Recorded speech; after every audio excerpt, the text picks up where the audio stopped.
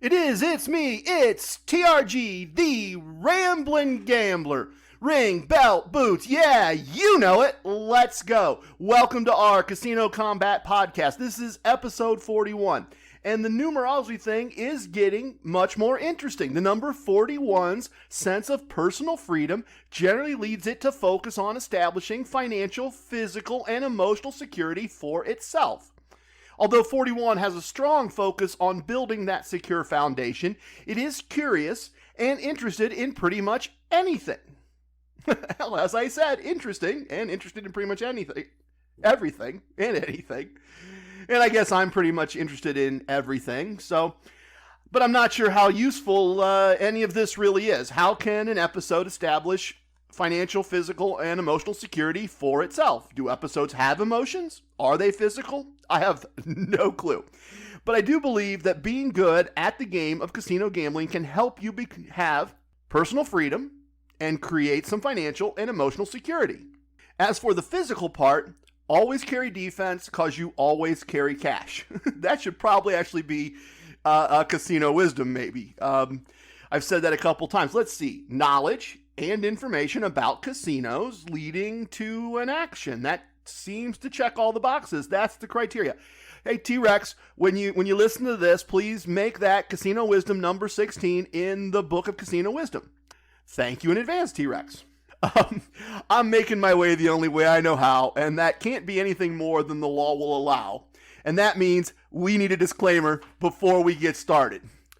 Everyone who's listening, Kit, the General Lee, and the Batmobile, don't gamble with money you need to pay your bills. Don't gamble with money you cannot afford to lose. Don't think for 1 minute that what I did last week or last month is any prediction of what any of us will do next year or next month or next week. If you have a gambling problem, get help. If you don't know how to get help, send an email to help@casinokombat.com. We will provide that information to you. Stuff that happens that doesn't impact results and isn't interesting may be skipped. Everyone has a nickname to protect the innocent and the guilty. All right, I guess I was feeling enough personal freedom and emotional security to change that up a little bit. If you are listening for the first time and you are wondering what you have gotten yourself into, I use casino gambling to make extra money, get a lot of free stuff from casinos, and have a lot of fun. And if you know how to go about it and have some discipline and emotional control, it isn't that difficult. In my life, I focus on having a profit from casino gambling at the end of each month. I don't win every table I play. I don't win every slot machine that I play. I sometimes don't win any money in one particular trip to a casino. But at the end of each month, I almost always, every time, have a profit. Usually a cash profit. Sometimes just a profit in stuff. So let me explain how this podcast determines a winning or a losing month. If we get to the end of the month and we have more cash than we started with after paying all our expenses associated with gambling, that's a winning month. A very traditional profit after expenses, in a business sense, winning month. And in that case, all the free rooms, meals, gifts, etc. are a bonus. If we finish the month with less cash than we started with after expenses, then we take a deeper look into two things: the expenses and the value of the free stuff we received. Let me walk you through the last one first. This is obvious, but many people don't understand that it's possible, so let me state the obvious by way of an easy example. If a casino gives you a free hotel room to stay in for the evening and pays for dinner for two in a fine dining restaurant, and those items, if purchased, would cost $500, do you care if you gambled all night and finished the evening having lost $10? Do you feel like you lost or you won? In my life and for this podcast, we consider that winning. So if we get to the end of the month and we have less cash and have received much more in value than we lost and spent, we consider that a win, which is where expenses come in. Often, it isn't that we actually lost money, it's that we didn't win enough to cover our expenses for the month. We spent ourselves to having less cash, but not less cash than if we hadn't gambled. What that really means is everything we purchased was deeply discounted.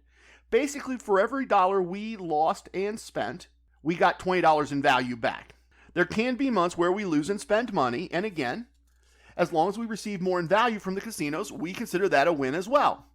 If we spent money and lost money and didn't get more in value than we lost and spent, that's a losing month. Those happen very, very rarely. But if 1 month we lost and spent a week's pay, but 2 months prior we won 6 weeks' pay, we admit we lost and go on knowing that we earned plenty of cash money to cover the small loss. Over the course of this podcast, my wife and I have won cash after expenses equal to 44 days' pay. And we've received more than 3 times that in value, including the meals, drinks, and spa treatments we counted as expenses when determining the profit. And as I acknowledge in the disclaimer, that doesn't mean we won't get smacked and lose it all over the next year. It could happen. It doesn't seem likely. I have years of experience with this, but it could happen. And if it does, I'll tell you about it and analyze why it happened. Anyway, this podcast is about what I do, how I do it, the results I get, and the people I meet along the way. I try not to hold anything back. I'm not saying there might not be some t-shirts in the distant future or that at some point the Book of Casino Wisdom might not be available on Amazon, but I'm not holding anything back technique-wise. I'm not going to say, oh, you need to buy X to get the final secrets of how all I do this, or you need to pay for my system so you can win at roulette. I'm not going to tell you that I can teach you for money to learn the patterns of a baccarat table, but only if you cut me a check or join a subscription. Or I'm not doing that. I'm giving it to you as truthfully as possible, and you are welcome to emulate me if you would like to, and I hope you do, and people are, and they are having success. So that's the big picture basics, and here are the details. Quickly. We spell lots of things with a K. Most importantly, we spell combat with a K. It was cheaper to produce the podcast that way.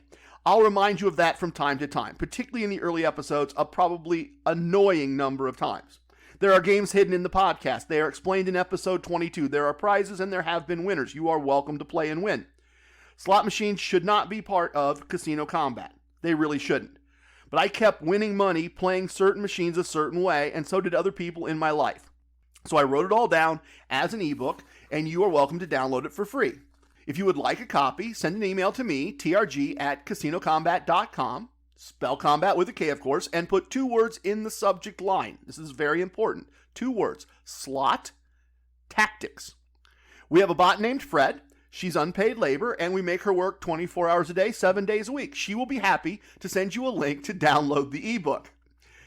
If you go to CasinoKombat.com, spelling combat with a K, told you an annoying number of times, you will see that we are on Instagram, Facebook, and Twitter. If you have an extra like, a share, a subscription, a review, or anything else you're willing to contribute to our podcast in the online space, we would really appreciate it.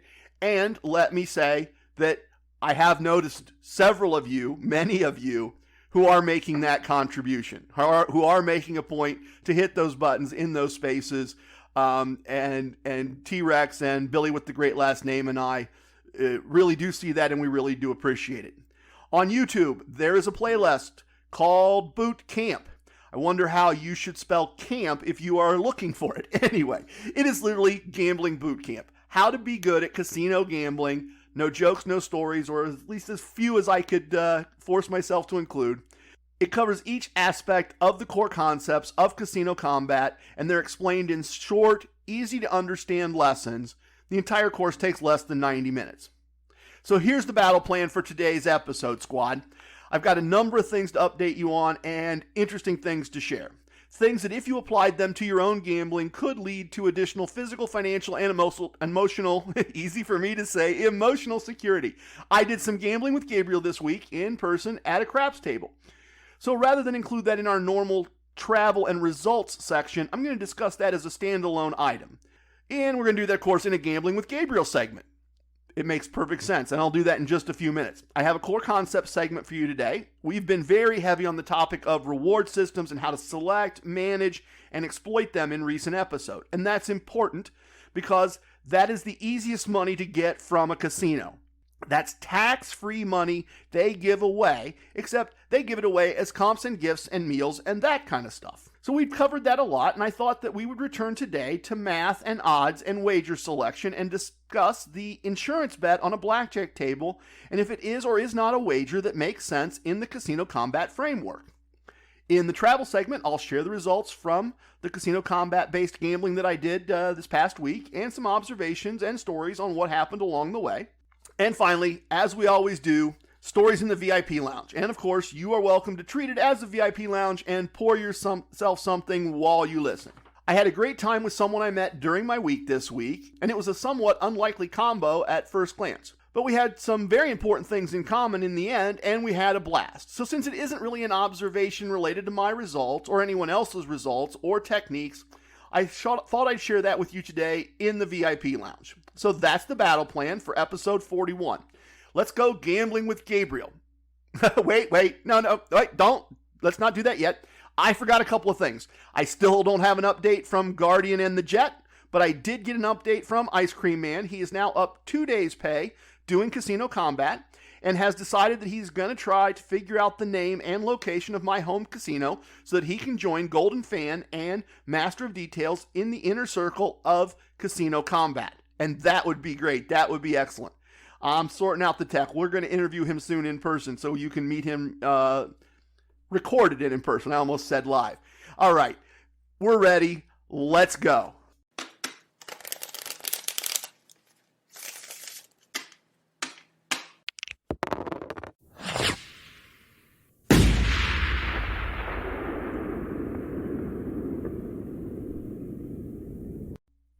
All right, as is often the case, background first. I always try to do something new when I go to Las Vegas, usually several new things. And years ago, the new thing I was going to do was play craps.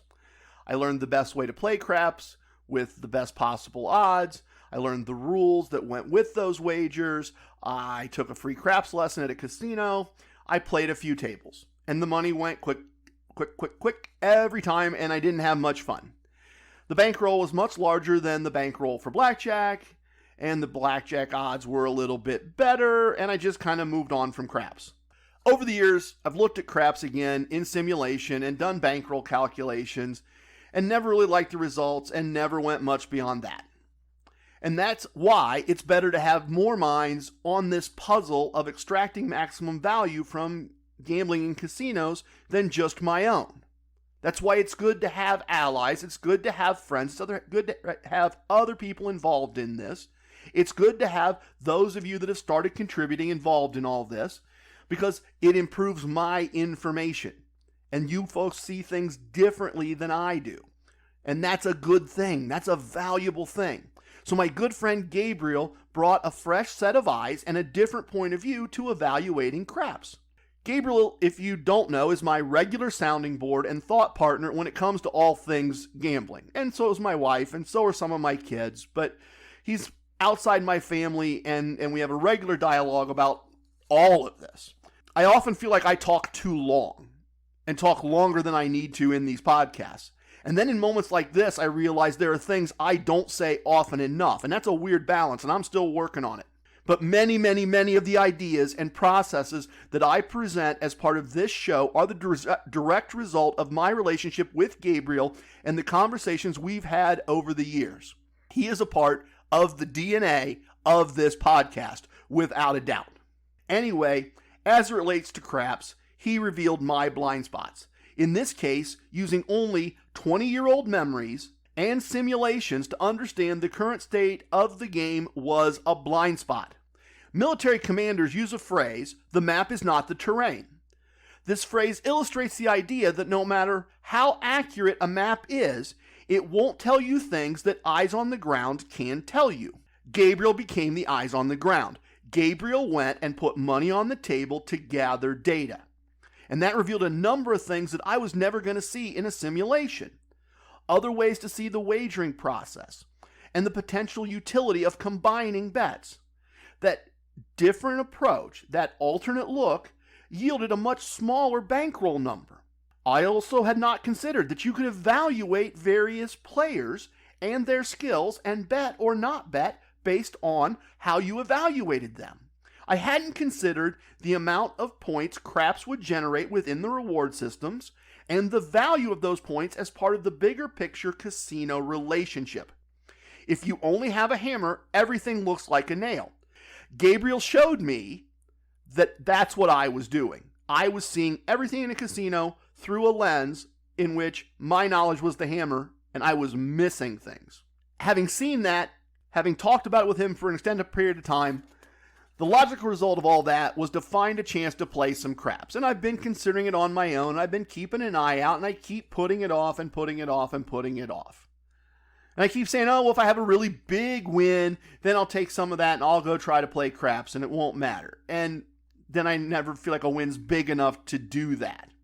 So when Gabriel suggested that we travel a couple hours west to the My Choice casino that I have been going to fairly regularly, where the minimum bet on craps is much lower than it is locally, and that we play craps together, I was in. I was ready to do that. I was pumped up.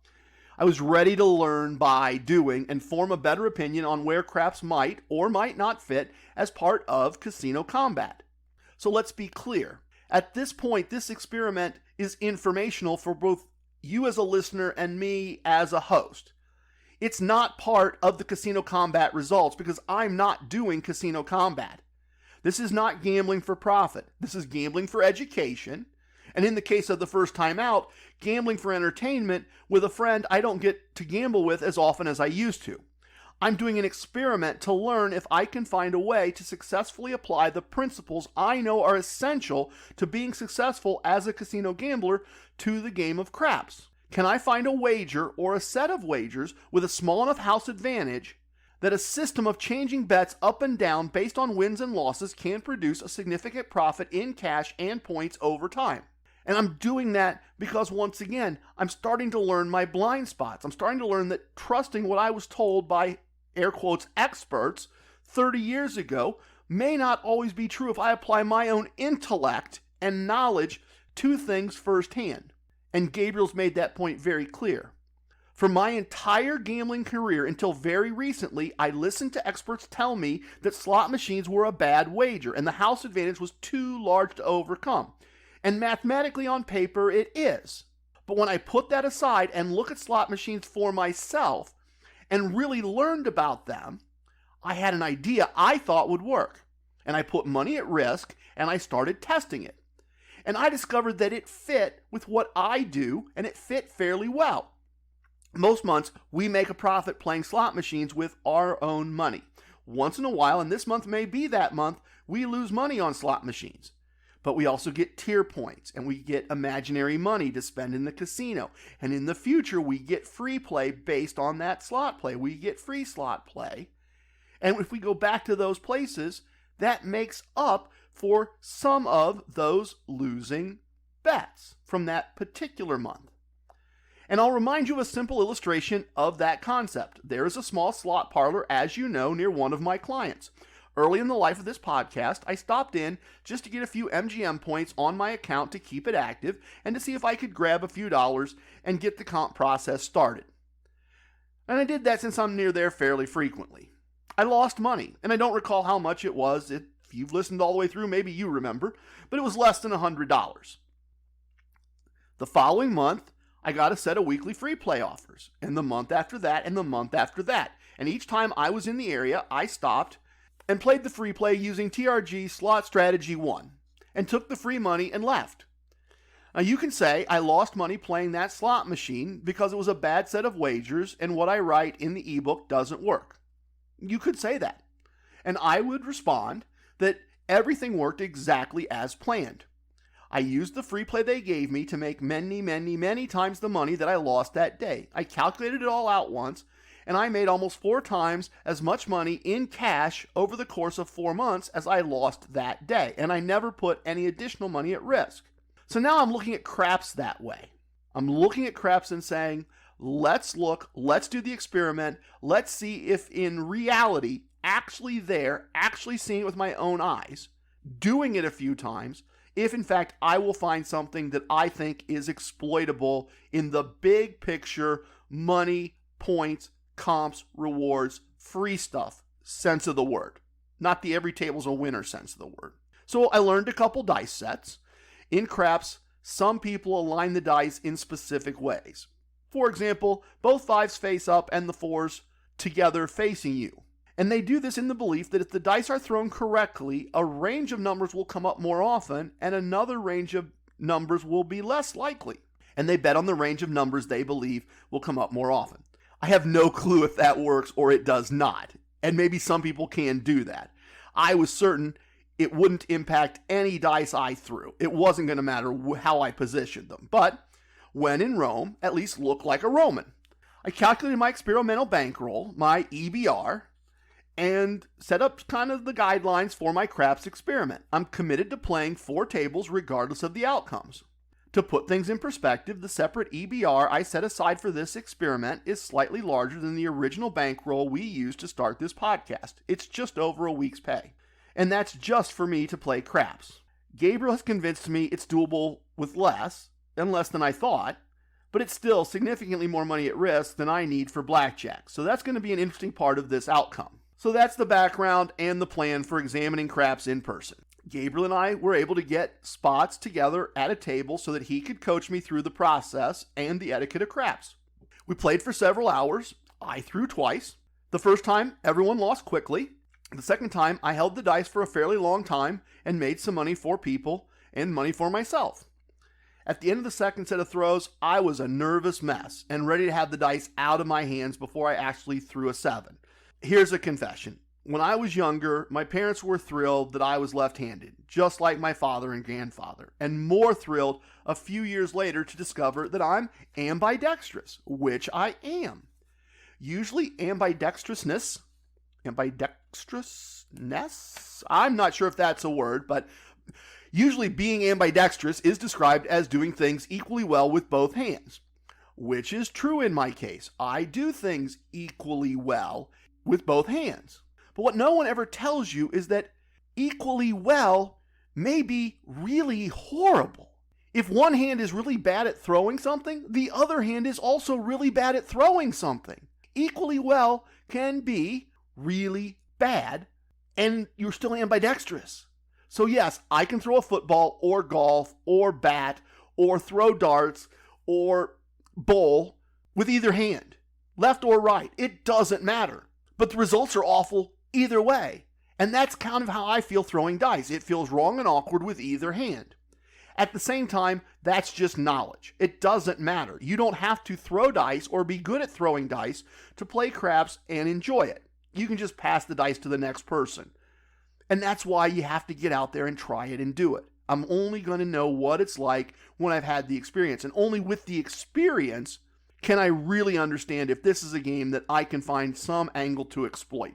Beyond that, a couple of interesting things happened. At one point, I was sorting my chips, and the dealer asked if I was coloring up and ready to be done. And I said no, just kind of counting to see where I stand with things.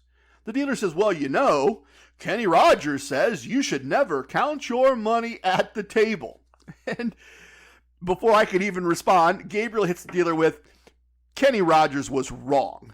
Just perfect. I was thinking it. He said it before I could. That was just great. That's our life in the podcast and the podcast in our life. And that's a really neat thing and kind of a surprise that I didn't exactly realize how this would all take on a life of its own in some ways.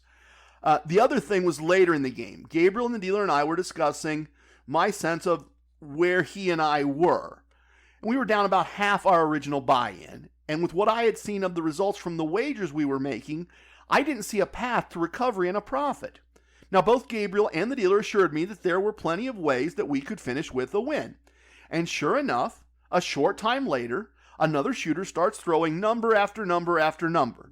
And by the time he was finished, I had all my money back and a profit equal to about a bet and a half of the type of bet I was making. Gabriel didn't do quite as well as we had bet somewhat differently over the course of the shoot. I didn't have enough experience in that moment to process my instincts quickly enough. My instinct was that that was the one good run I was going to see, and that I should go use some free things I had available to me and be happy with the education I had received. But I wasn't sure, and I didn't know what to expect. And in that moment of trying to sort it all out, when Gabriel made a bet and I was trying to decide, I followed him. We gambled a while longer, and I never really had a profit of any type after that. I finished with a loss of less than 1/3 of a day's pay. Not really a particularly big smack on the bankroll that I had set up for this as an experiment. The one part where we were all winning together, where the guy was on that run, that was fun. That was truly fun. That was a casino kind of fun, with a whole bunch of strangers all united in enjoying the fact that we were all having success. So that was fun. The entire thing was very educational. Otherwise, it was kind of just okay for me. Other than hanging out with Gabriel. Hanging out with Gabriel was great, and I really appreciate his guidance and his education. But that's why I didn't set the experiment up with just one table planned. I barely know what's going on, and that will go away over time. I'll get more familiar and comfortable, and then it may go from just okay to interesting and engaging, even when it's not fun, because I may be able to think my way through things at a higher level.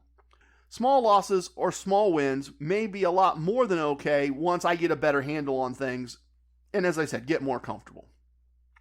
I was very careful to monitor my points before and after I started playing.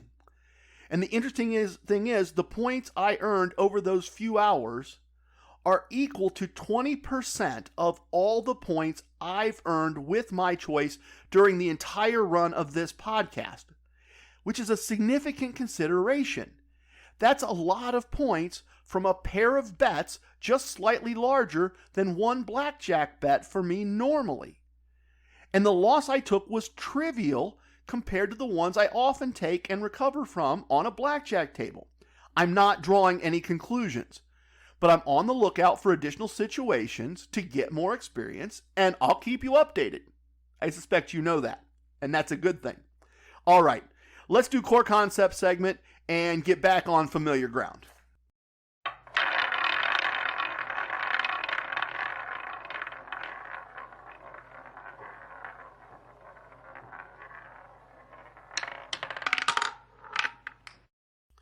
One of the core concepts is to focus on making bets where the house advantage is as small as possible. So I wanted to talk today about evaluating a specific and lightly understood wager on the blackjack table, the insurance bet. On the felt on almost every blackjack table, there is a line that says insurance pays 2-1, and it's usually near an arced double line that runs through the middle of the rounded table. But there's no circle for each player to make that bet. There's no obvious place to make it. And you could play for a while in some cases and not see anyone doing anything other than process the bets in the circle, and no one would make a mention of insurance. So what is the bet? How is it made? Should it be made or shouldn't it? I'm going to answer all of that right now.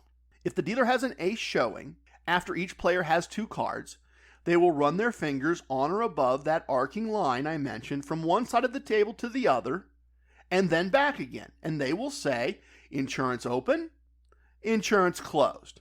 The hand gesture indicates to the security cameras that the bet has been offered and refused. So, okay, this is when you make the insurance bet. But what are you betting on? You're betting that the dealer has a blackjack. It really has nothing to do with your hand as a player. So if we want to make the bet, what do? You place an amount up to 1/2 of your original bet on or near the arc in the middle of the table. At this point, the dealer will often say something like, anyone else? Okay, insurance closed. They will then either use a small mirror on the table or, infrequently at smaller casinos, use a technique called peeking to determine if the hidden card has a 10 value without revealing it. If it does not, any insurance wagers are lost and removed from the table, and the game continues. If the hidden card is a 10 value card, the card is revealed, the insurance bet is paid at a 2-1 rate. That means if you bet $5, you get 10, you bet 10, you get 20, and the rest of the bets are collected as losses. So let's walk through an example of that quickly. You make a $10 wager, and the dealer has an ace. You do not, as the player, have a blackjack. You decide to wager $5, 1/2 of your original wager, that the dealer does in fact have a blackjack. The dealer does have a blackjack. You are paid $10 on the insurance wager, 2 for 1, and your original $10 wager is collected. You've not actually won or lost any money, hence insurance. On the other hand, if the dealer does not have a blackjack, your $5 insurance wager is collected, and then the outcome of your blackjack hand is determined in the normal way. If you ultimately win the blackjack hand, you will have a total profit for the hand of $5. Your $10 you got paid minus the $5 you lost on the insurance. If you lose the blackjack hand, your loss for the hand will be $15, your $10 wager plus the $5 insurance wager. Let's go over one more unique situation, and then we can discuss the math behind the house advantage on this wager. A unique option occurs if the dealer has an ace and you have a blackjack. As long as you are playing on a table that pays 3-2, not a table that pays 6-5, and if you've listened to me at all, you better not be playing on a 6-5 table. I'm serious. Fix that mess before you even worry about this. But okay. But anyway, you have a blackjack and the dealer has an ace. You can do what's called taking even money. At some casinos, the dealer will ask you, do you want even money? Some casinos, though, have a policy expecting the player to understand the game and request the option, and if they don't, no mention of it will be made. And it's funny, no hand gesture is required to take even money. It's one of the few things at a blackjack table that does not require a gesture. You just say even money. But almost universally, players use the gimme gimme gesture, I guess I'll call it, where you extend your hand palm up toward the ceiling, and you extend it toward the dealer, and then you pull your fingers towards your palm and back flat and towards your palm several times to request that this option be implemented. It's just funny to me that everyone seems to have adopted that for a very long time. Here's why this optional form of taking insurance exists. Back to that $10 wager that we always make, right? And now you have a blackjack and the dealer has the ace. If you put a $5 chip out to take insurance and the dealer has blackjack, you get paid $10 on that bet, and the blackjack bet is a push, so you gain $10.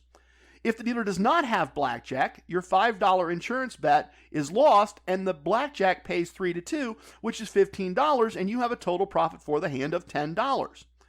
If you have a blackjack and the dealer has an ace, it works out the same either way if you want to take even money. So everyone just skips all that by taking even money, and if that's what the player does, they're paid $10, and their blackjack hand is collected before the dealer checks to see if they have blackjack. Now that we have an understanding of how the bet works, is it a good bet to make, and should even money be taken if we have a blackjack? And as I always do, to evaluate this, I go to wizardofodds.com and I check their math to understand the house advantage or lack thereof on this wager. Their analysis indicates that the house advantage is 7.04%.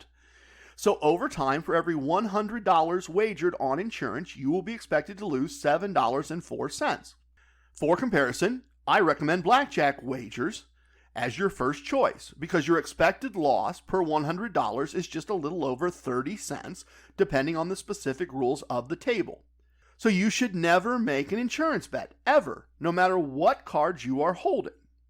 But TRG, I can hear it right now. TRG, I've got my 4.5 unit bet out there and I've got a blackjack and the dealer has an ace showing. If I collect the 4.5 units here, if I have a profit for the 3-hand sequence and I'm back down to the 1 unit bet. If I refuse even money and we both have a blackjack, it's a push. I'm playing the next hand at 4.5 units again. And if I lose that, it's a losing table for me and I'm losing. I'd rather win the 4.5 units. I made this bet to win 4.5 units and I want to continue my game. I want to take even money. I hear you thinking that. Trust me, I hear you thinking that. I hear that all running through your head, particularly in the moment when this is happening to you. Well, the good people at wizardofodds.com have done the math on that as well and proven that over the long term, it's still the wrong choice by a meaningful amount. It doesn't matter that you have a blackjack. Even money is taking insurance, and you should never take insurance. I'm not going to bore you with an attempt to walk us through the math in a way that makes sense verbally. I understand it. I've understood it. I trust the people who created it. You are welcome to watch their excellent video if that math interests you. But the bottom line here is that insurance is never a good wager to make for the best long-term results. Insurance should always be a hard no. And now it's confession time. And I realize that's probably a record, 2 confessions in 1 episode. But I always tell you the truth about what I do to the very best of my ability. I've known since the first day I played blackjack that even money should always be a hard no. Before there was an internet, I knew this information and the math behind it. But if there is a hole in my game, this is it. Sometimes, when there is a larger bet involved, I make a choice based on my situation at the table at the time. It's dumb. It's a flaw. But there it is. And here's the crazy part about this flaw. I know that the chance of the dealer having a blackjack when an ace is showing is only 20%. There's an 80% chance that I'll get paid more. But once in a while, I still stumble on this one. And this year, like every year, I joke that I give up taking even money for Lent. And people laugh, and it's funny, but it isn't really a joke. I do. every year I give up taking even money for Lent, and I stick to it. And then sometime after Easter, I'll hit a blackjack with a big bet out, exactly as described above, and I'll cave, and I'll take even money. But I've been better since last Easter. I've been better at being a hard no with any but the largest bets. And I'm doing fine this Lent season. I'm doing fine with it. Maybe I can stick with it this time. We'll see. But my intent is that I'm going to stick with it, because I've now gone through the math again for the nth time, and I so know how correct that is as a thing to do. So there you go. A Casino Kombat take on insurance and even money when playing blackjack.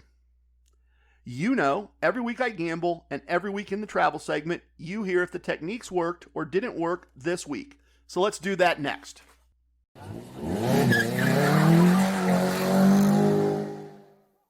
All right, let's take a walk through the week as it occurred. It ended up being a very busy casino week with a lot of visits.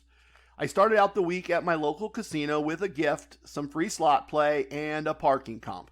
And given the parking comp, I was close, so why not stop in and take whatever they were offering? Wouldn't have stopped for the free play, stopped for the free play and the gift. I waited about 20 minutes for a seat at a blackjack table. I was willing to gamble there.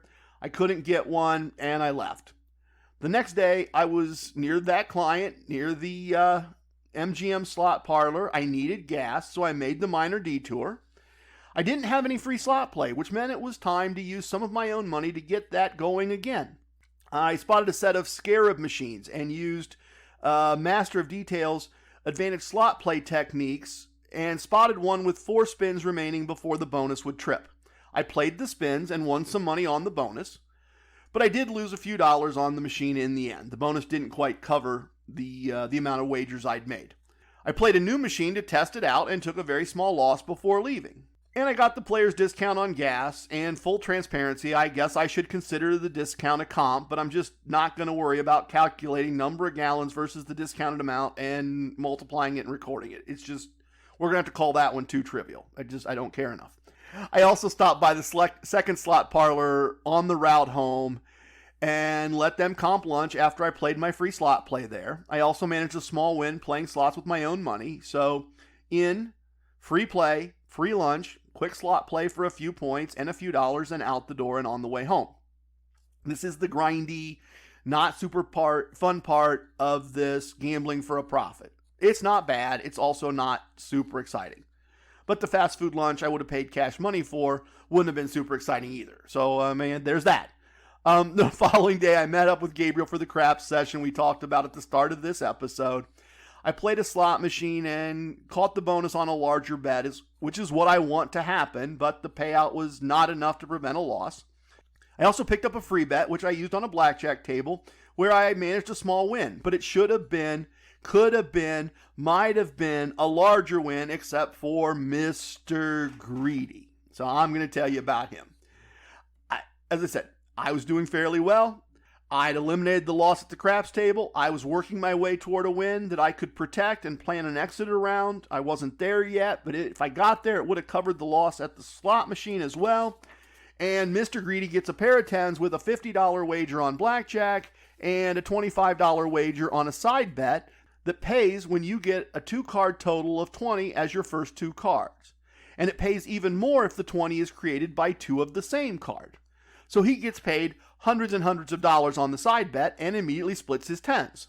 Splitting tens is never a correct strategy. In fact, an often repeated blackjack joke is you split tens to clear out the table or when you are sure you can win the fight against the table in the parking lot.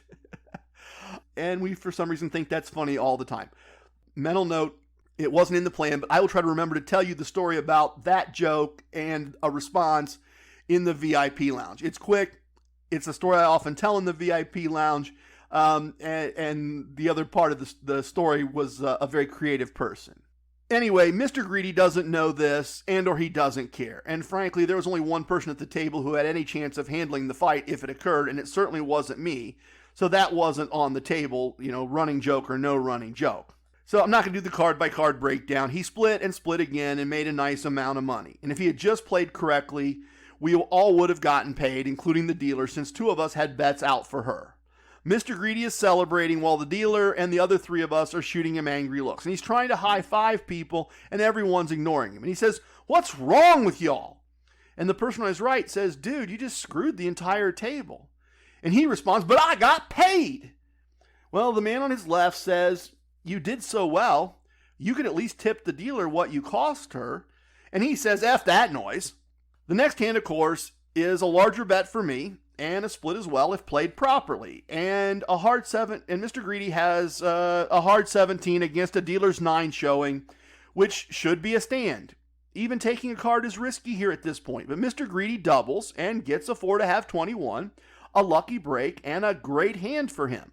Of course, across the flow of the cards, that 4 would have made the first of my 2 hands work out, but that hand was a bust instead, as was the second half of my split, which would have been a weak 17 against the dealer's 9 if things had played out differently. And the dealer has a 6 under and made a 20, but would have busted and paid all of us and paid me twice if Mr. Greedy hadn't doubled. Again, he won, but he messed up the table for everyone else in the process. And again, the man on his right says, "Dude, you just screwed the table again."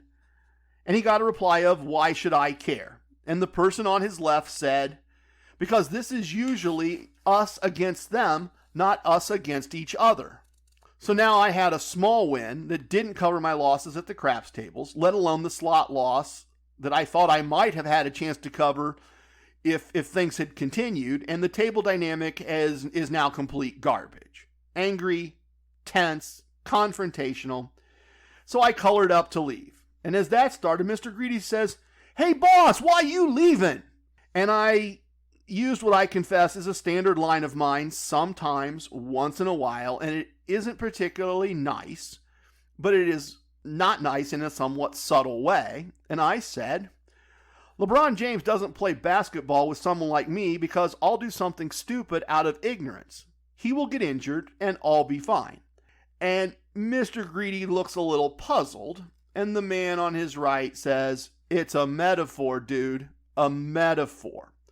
And so now he understands who the LeBron James is in this situation, and I almost thought I might end up in the fight in the parking lot from the look on Mr. Greedy's face as I walked away. Anyway, Mrs. TRG had some extended family activities that didn't involve me, and she needed to deal with those things over the weekend, some events she needed to go to. So I went back to my host at Casino 1 for a room comp and a solo trip. And I'll pause here with a quick observation. On one hand, a room comp there isn't a big deal. The host's been comping me for years. But a look at the details is a bit more interesting. My mailer each month from Casino 1 says, I get 1 room comp each month, Sunday through Thursday, or a discounted comp of only $99 on a Friday or a Saturday, a partial comp. But when I text my host, he just fully comps me almost every time I ask. Once a month, twice a month, Saturday night, it almost never matters. And this stuck out this trip because the place was packed. When I arrive on a Saturday around mid-afternoon, I usually park in the first couple rows of the parking lot. This time, on this day, pandemic or no pandemic, I struggled to find a spot at the end of the lot 20 rows back. Gabriel nailed it when we were texting about it. March Madness, and the casino has a sports book for the first time ever with March Madness. That's what pulled in the crowd. In addition to the room comp, I received some match bets, some free slot play, and a drink comp. I had 2 winning tables, 2 losing tables. I had a winning and a losing slot machine. I won a sports bet made for entertainment only, based on a recommendation from Gabriel. I'm going to tell you about the winning table in a few minutes in the lounge, but let me tell you about one of the losing tables. I was finishing my really nice winning table as the basketball game I had money on was starting up and partway through the game. So once my winning table concluded, I went and found a spot where I could watch. I had a couple drinks, and I watched the end of the game to see how my wager would play out. And I could have wrapped up the evening at that point with the results of the game. Not necessarily should have. I wasn't that far up, but could have. Might have if it was an hour later.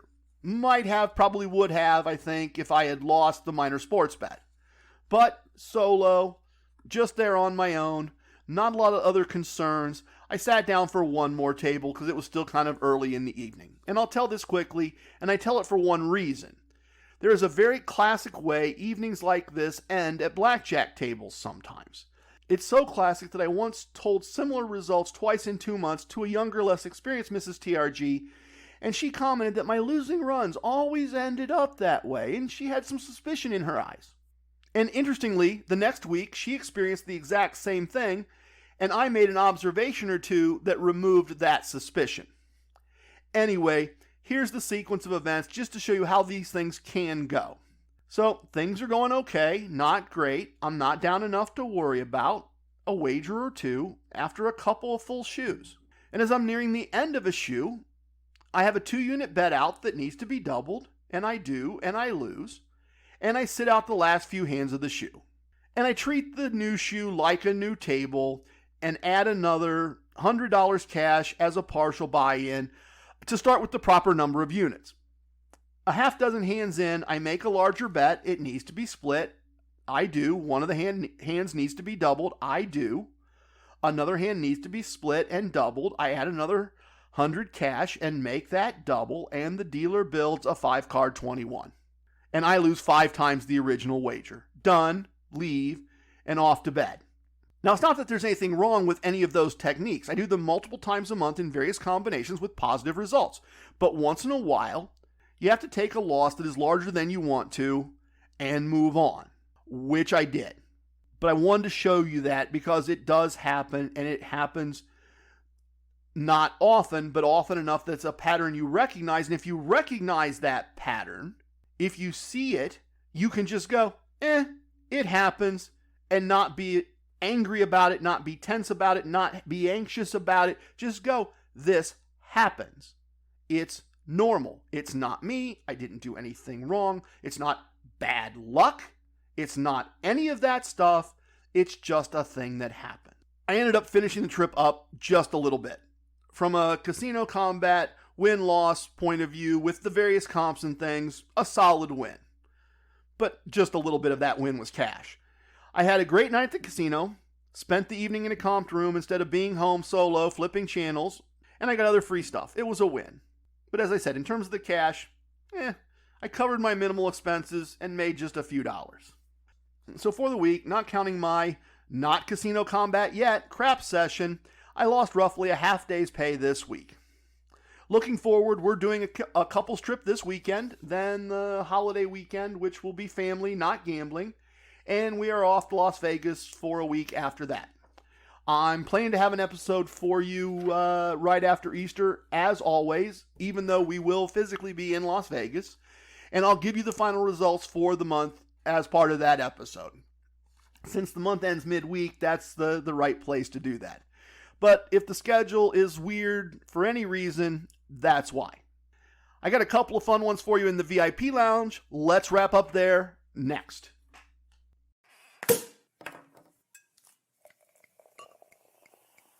Oh, a little bit of the bubbly.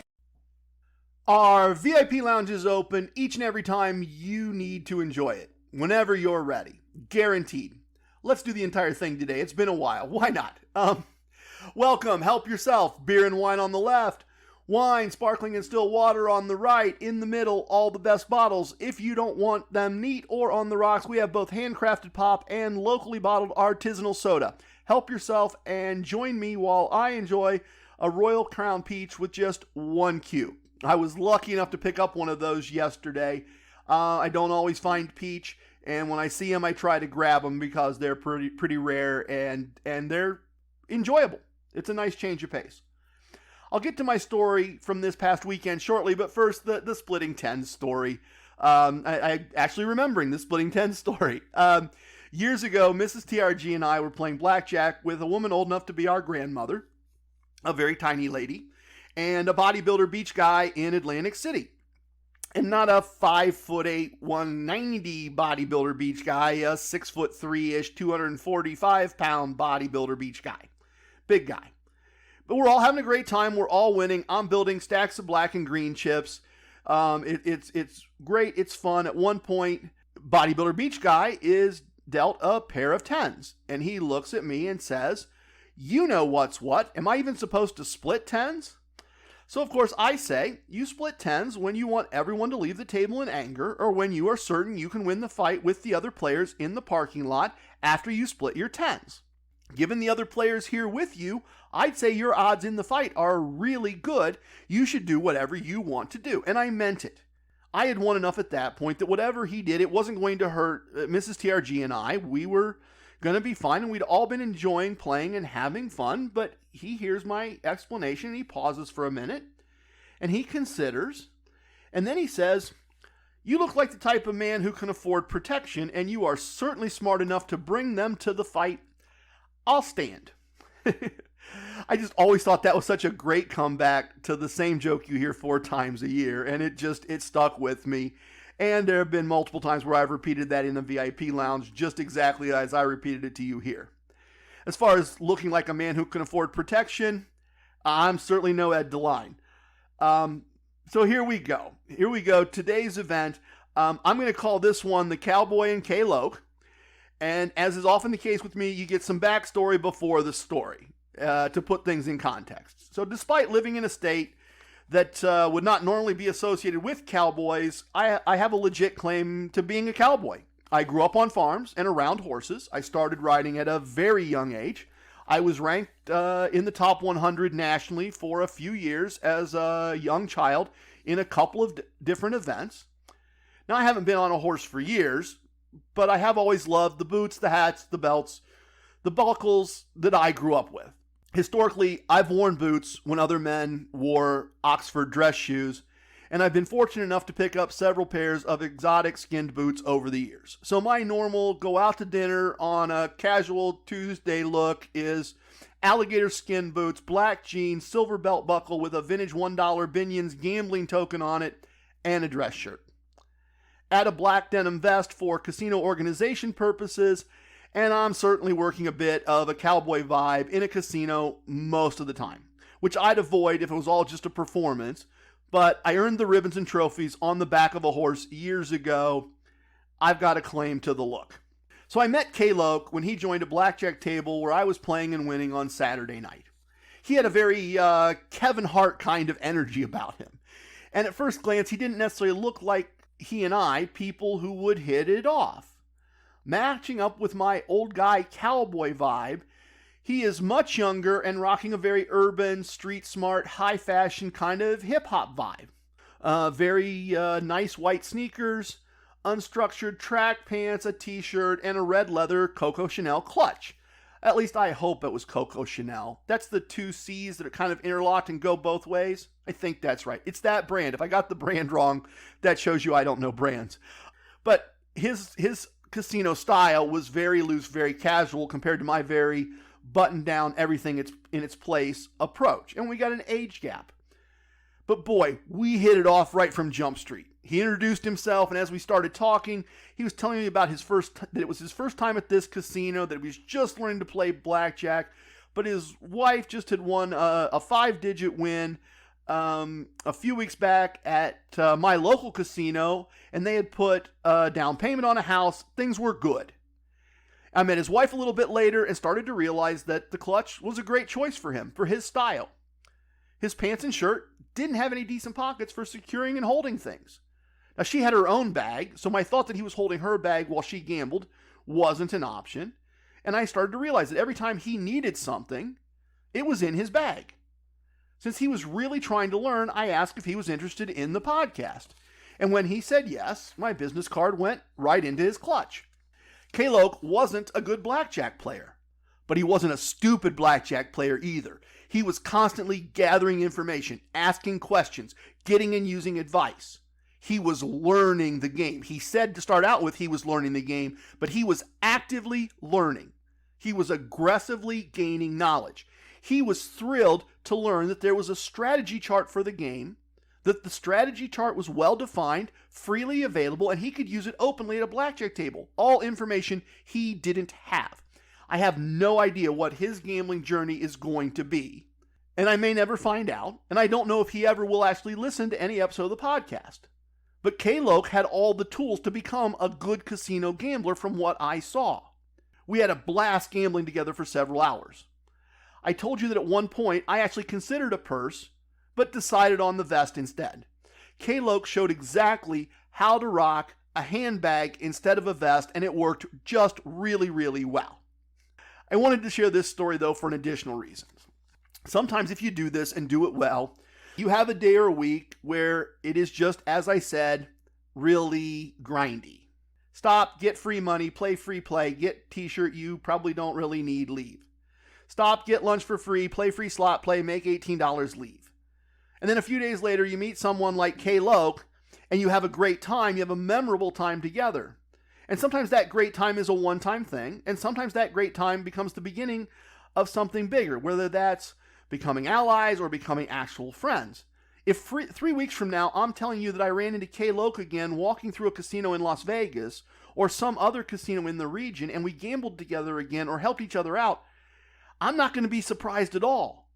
It's part of the casino lifestyle that I talk about. It's part of the idea that the various casinos and casino brands become a big club where you often know people everywhere you go. Not every person, but you know some people. And that's why the grindy parts are worth it to me. They're not difficult, and every casino experience does not have to be amazing and the best time ever. They're both fine. They're both different parts of the experience. So that's the Cowboy and K-Loc. And I'll, of course, keep you posted if I run into them again. If you're playing the casino chip game, there are 8 the hard way in this episode of the podcast beginning to end. Please tip your waitresses, tip your bartenders, tip your dealers. Don't tip away your wins. We have a casino wisdom for that. I have spoken. Everything you heard here is true from a certain point of view. It's time for leaving, and I hope you understand I was born a rambling man. Love it, hate it, it don't matter. Please share with your family and friends. Goodbye, everyone.